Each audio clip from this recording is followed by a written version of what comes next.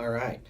So I'm recording this for posterity's sake because I just had a moment with a student and was explaining something to them, and I thought that it was worth recording and sharing with everyone. It was regarding the difference in interaction with music that I see kids having nowadays versus the interaction with music that I had when I was growing up, and how that affects their ability to grasp and understand concepts and the depth of a person's of a drummer's vocabulary and music. And so the sort of analogy that I came up with is, um, if you think about going to YouTube. So I said, if you if I tell you it's time to study a certain drummer, so I want you to go study Steve Gadd. The first place most people nowadays are going to go to study Steve Gadd is to YouTube. And they're going to head over there, type in Steve Gadd, and then like whatever the first video pops up will be the first thing that they watch. And then they'll maybe scroll down to the next thing, and 99% of what they're going to see is like Steve Gadd playing a solo somewhere, soloing on some bandstand somewhere in the world. Maybe some of the recent Yamaha footage of him with the recording custom kit, or something like that is what's going to come up. So, and then if this were 1980, and I said I want you to go look up Steve Gadd, the only place that you would have to go to look up Steve Gadd is the record store. And for me, it was Turtles Records and Tapes in Marietta, Georgia. That was my record store. And I used to have a little folded up piece of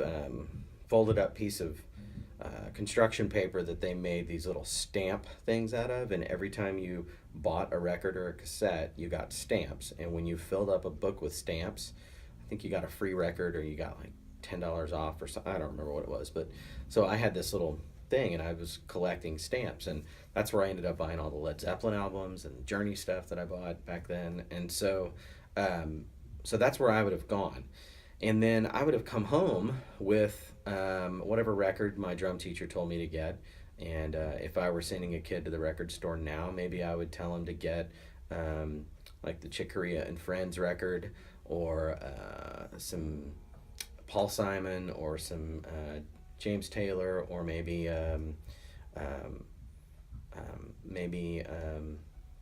oh, what was I listening to the other day?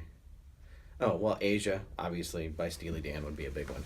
So those are records that I would send a student to go get. Well, if you go on the internet and you look up Steve Gadd, like I said, you're going to get videos of him playing solos, and you're not going to get those records right away. So 1980 me would sit down with the record that I just bought, and I would put my headphones on, and I would listen to the first cut on the album all the way through the last cut on the album, start to finish, probably without ever getting up. And I would quite possibly go back and listen to it again. Now, this seems weird a lot of times to students because they're like, why would you do that? Well, the reason I would do that is because there was no other information in the world that I could access that would allow me to hear a great drummer play than the album that I purchased. So that meant that album had an infinitely higher value than a YouTube video does today. And that album would become something that I would go back to time and time and time and time again, to draw inspiration from, and to memorize, and to learn fills, and to learn beats and grooves, and to try to achieve that sound in my tuning on the drum kit. So the analogy that I came up with, that I really, aside from this big long rant about what it used to be like back in the old days, the analogy I came up with is that going to YouTube to learn about and analyze somebody's playing is a lot like judging a person, the entirety of a person, by looking at a 1 inch patch of skin on their arm. And so if I look at this 1 inch patch of skin on my arm, I can't tell anything about me as a person. I can just tell what my skin right there looks like. And YouTube is like thousands of 1 inch patches of drummers' skin. And looking at that through a microscope, you can learn a little bit about a person. I mean, I guess if we're talking cellular analysis, you can learn a lot about a person, but not about their personality.